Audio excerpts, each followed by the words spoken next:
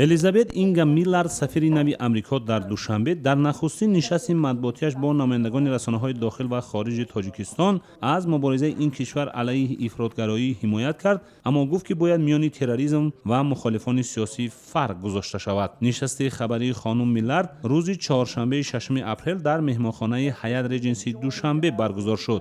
We intend to continue to promote the respect for human rights and fundamental freedoms, including religious freedoms, while also supporting мо сиёсати худ дар робита ба ҳимояти ҳуқуқи инсон ва озодиҳои шаҳрвандон, бахусус озодиҳои диниро идома медиҳем ва аз талошҳои ҳукумати Тоҷикистон дар мубориза алайҳи ифротгароӣ ҳимоят мекунем. чунин чолишҳои минтақавӣ назири терроризму ифротгароӣ ва гардиши ғайриқонунии маводи мухаддир талаб мекунад ки мо ҳамкориро бештар тақвият бидиҳем. умедворам ҳамкории амрико бо Тоҷикистон ба манзури ҳалли ин мушкилот густаришу тақвият хоҳад ёфт. иёлоти муттаҳида ҳадафҳои ҳукумати Тоҷикистон дар бахшҳои марбут ба амният, рушди иқтисодӣ ва демократисозии ҷомеаро дастгирӣ мекунад.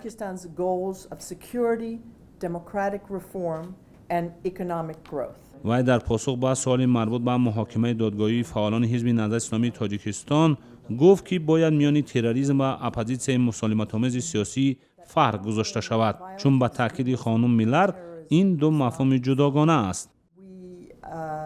Work closely with Tajikistan on cross-border threats emanating from the south. мо бо ҳукумати Тоҷикистон дар масоили таъмини суботу амният, ҷилавгирӣ аз хатару таҳдидҳои терроризм, ифротгароӣ, қочоқи маводи мухаддир ва дигар зуҳуроти номатлуб ҳамкориро идома медиҳем. Тоҷикистон бо ифротгароӣ ва терроризм мубориза мебарад ва албатта ин мубориза осон нест. аммо фикр мекунам бояд дар мубориза алайҳи терроризм самтҳои мубориза рӯшан бошад ва миёни ифротгароҳо ва мухолифони сиёсӣ фарқ гузошта шавад.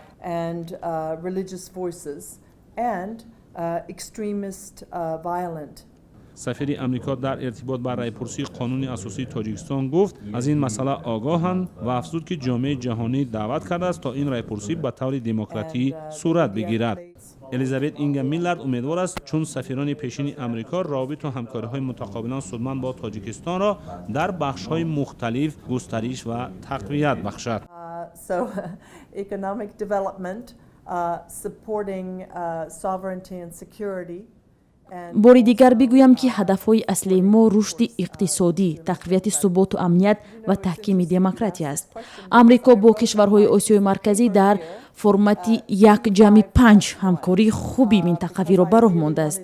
нишасти ахир дар Самарқанд инро нишон дод. мехоҳам таъкид намоям ки кишварҳои осиёи миёна барои иёлоти муттаҳида бартарии афзалияти стратегӣ доранд. A strategic priority for the United States.